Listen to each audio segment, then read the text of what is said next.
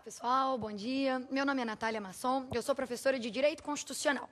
Minha formação, eu sou mestre em Teoria Geral do Estado e Direito Constitucional pela PUC-Rio e gostaria de convidá-los para assistirem conosco aqui na TV Justiça, no programa Saber Direito, o curso denominado Omissões Inconstitucionais. O e-mail do nosso curso, o e-mail do Saber Direito é saberdireito@stf.jus.br. Sobre o nosso curso Omissões Inconstitucionais, é bom que desde já você saiba que sobre a teoria da omissão inconstitucional, pode-se dizer que talvez não haja, na dogmática constitucional, questão que tenha gerado tanta insegurança e tanta perplexidade entre os estudiosos, e que tenha suscitado entre estes tantas e tão ferozes discussões. O objetivo desse nosso curso de 5 encontros é justamente identificar e reconhecer as omissões inconstitucionais, bem como os mecanismos segundo os quais um ordenamento pode colmatar, solucionar essas lacunas. O tema desse nosso primeiro encontro, da aula número 1, é justamente a efetividade das normas constitucionais. Nesse primeiro encontro, a tentativa será justamente a de identificar mecanismos para você saber concretizar o texto constitucional. No segundo encontro, dando continuidade ao estudo das omissões, falaremos do mandado de injunção. No terceiro encontro, falaremos de uma ação denominada ação direta de inconstitucionalidade por omissão. No quarto e no quinto encontro, procuraremos identificar estes mecanismos tendentes a combater essa síndrome da inefetividade das normas constitucionais, combater essa síndrome do vício omissivo. E aí, no quarto encontro, denominado Ativismo Judicial e Reforço da Democracia, bem como no quinto encontro, denominado Protagonismo do Judiciário, identificaremos quais são os mecanismos dos quais uma ordem jurídica deve dispor para conseguir concretizar o diploma magno. Pois bem, nesse nosso primeiro encontro, o tema, portanto, é a efetividade das normas constitucionais. E então, é importante que desde já vocês saibam que os primeiros autores a se debruçarem sobre esse assunto foram os norte-americanos. A doutrina norte-americana foi, portanto, a primeira a se preocupar com os diferentes níveis, os diferentes graus de aplicabilidade das normas constitucionais. Portanto, foi com a doutrina norte-americana que surgiu a primeira bifurcação entre as normas constitucionais. Foi, portanto, a doutrina norte-americana que primeiro visualizou que as normas constitucionais poderiam ser, primeiro grupo, chamadas de normas autoexecutáveis, e um segundo grupo, normas não autoexecutáveis.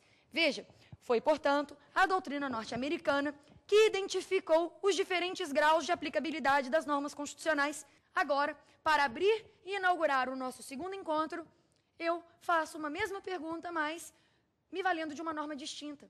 A norma programática, estando ou não regulamentada, tem alguma eficácia? Sim, claro que sim. E veja, aproveito a resposta que apresentamos na aula de ontem para também solucionar essa questão.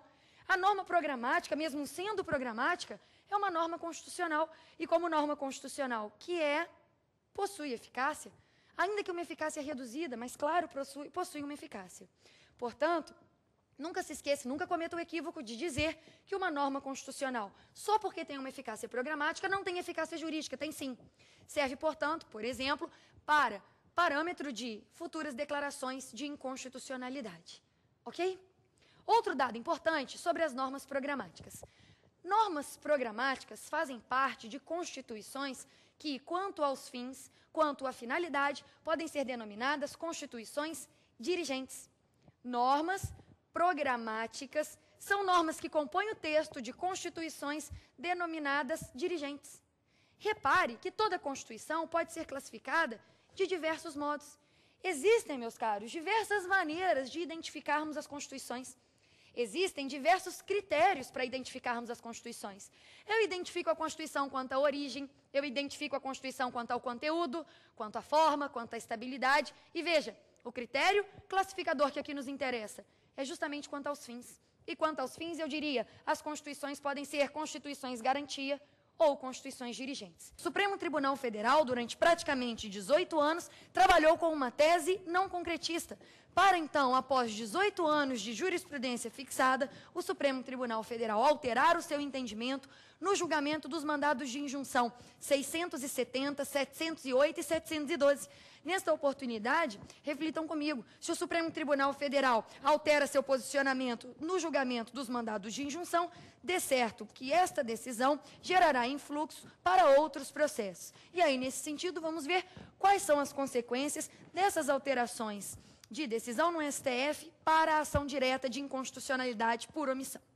A ADI por omissão, prevista no artigo 103, parágrafo 2º do texto constitucional, foi introduzida aqui no Brasil pela nossa Constituição de 88, em clara inspiração no direito português, na Constituição Portuguesa de 1976. Esta ação, também até 2007, não possuía efeitos muito tangíveis, palpáveis, concretos. Afinal de contas, o Supremo Tribunal Federal, em respeito à ideia que ele faz de separação de poderes, manteve esta ação um tanto quanto adormecida por longo tempo. Afinal de contas, dizia o Supremo Tribunal Federal, em respeito à cláusula de separação de poderes, não posso me imiscuir na função legislativa, de modo que, no julgamento de uma ação como uma ação direta de inconstitucionalidade por omissão, a decisão do STF pode tão somente comunicar o poder competente para que ele adote as providências necessárias, e em se tratando de órgão administrativo, para que o faça em até 30 dias. Deste modo, seria importante que você visualizasse que a recente jurisprudência do Supremo se alterou também no que tange ao mandado de injunção. Vamos entender em que hipóteses isso aconteceu. Peço que você abra, se acompanhe as aulas com a sua Constituição, o artigo 18, parágrafo 4º.